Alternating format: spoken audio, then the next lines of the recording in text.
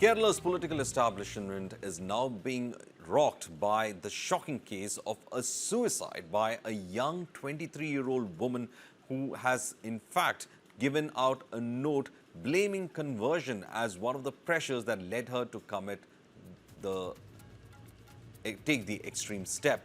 Now, the victim, identified as Sona Eldos, accused her boyfriend Ramees of assault and mental harassment over conversion. Initially, the police had registered a case of unnatural death, but on the discovery of that suicide note written by Sona, a case against Ramees for abetment to suicide has been filed under the BNS Act. Sona in the note mentioned that Ramees took her to his house on promise of registering their marriage, but this family insisted that she convert to Islam before the wedding could take place. The incident has again brought the debate of Love Jihad into the limelight, with several right-wing activists as well as BJP leaders in the state claiming that the ploy is on to convert young non-Muslim women into Islam.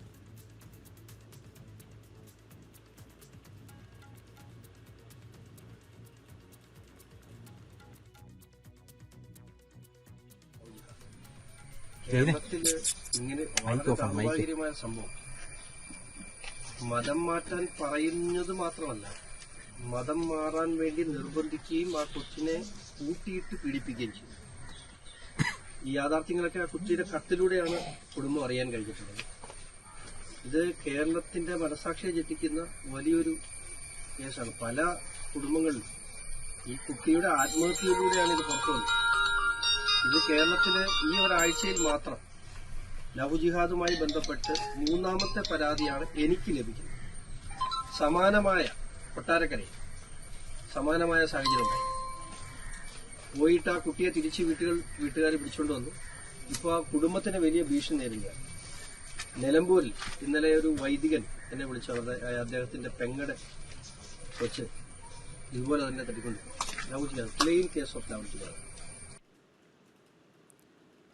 We're joined in by Alex Matthew, who joins us live on this particular story.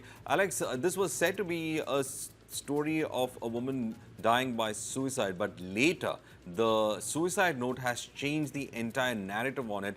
The question about pressure to convert, the question about love jihad, and now it is being taken by various right-wing organizations saying that this is quite rife in the state, and they are trying to put pressure on the government, saying that there needs to be a proper investigation into this, first of all, and also raising the bogey of love jihad just ahead of the elections in 2026. Talking about this story, especially Sona, a 23-year-old TTC student, was found hang herself at her home on last Saturday. And the background of the story was her mother was rushing to save her because she knows she was about to commit suicide. Because right before she's doing this act, she texted her boyfriend's mother that I'm going to take my life. Because few months back, Ramees's family went to Sona's house and they proposed, for the marriage proposal, and both the families agreed, but under one condition that Sona has to convert to Islam, and they agreed, even though Sona's brother Basil. He opposed it, but based on Sona's interest, both the families agreed to it. I mean, Sona's family agreed to it, and days passed because but the marriage can only be conducted after a year because recently Sona's father has passed away, and they agreed after 1 year only the marriage could happen, and both the families agreed to it, and later the relationship between Sona and Ramesh continued, and recently Sona found out that Ramesh is having some other relationship, and she's also alleged that he was arrested for or has caught for immoral trafficking. And she found this out and she asked this. And then later she told Ramesh that she's not ready to convert to Islam, but I'm ready to marry you. And Ramesh was convinced, and later she was taken to, and they were ready, and Sona, they were ready to conduct a registered marriage, and Sona was taken to Ramesh's residence in Alua and in a residence in Paravur. There, with Ramesh's family from both both his relatives from his parents' side and his friends were presented there, and she was forced to convert to Islam. They asked her, in this letter, she clearly stated that they asked her to go to Konani for 2 months and take the training, and then later, you don't need to tell this that you're going to Konani. Now you just disappear. You come with us to Ponani and you take the training, and then we will conduct the marriage. And she was forced, and she said she clearly said that no, and she was assaulted at his house, not only by Ramees, by his relatives, and she escaped from there by calling her friend. And her friend told Ramees that this is going to be an issue, and Ramees let Sona go. After this traumatic incident, Sona never shared these things with her family, but it was only known to her friend.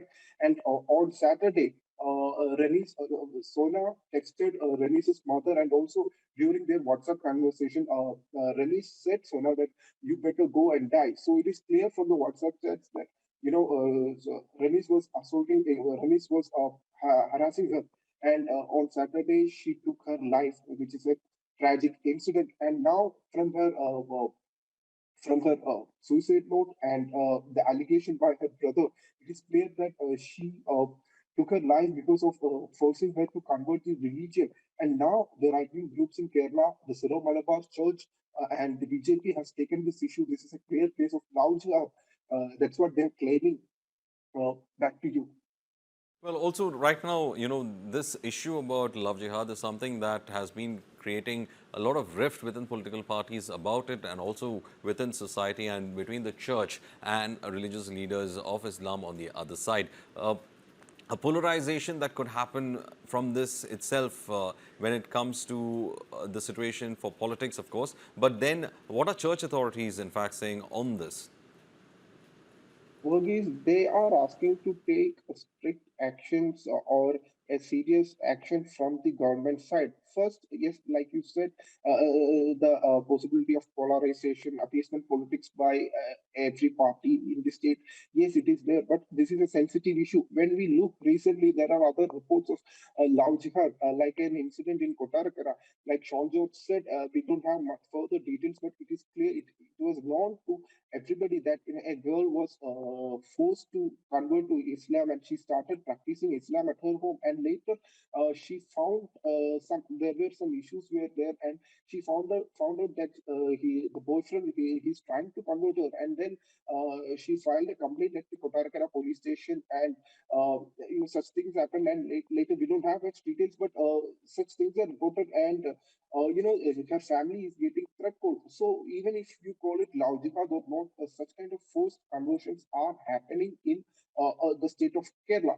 So the Syro Malabar Church and other Christian denominations are protesting it, and they are ready to take strict actions, and they are urging the government also to take actions. And as of according to BJP State Vice President Sean George, he said that the Kerala is becoming a headquarters or becoming headquarters of ISIS, and he called it is a place for political Islam.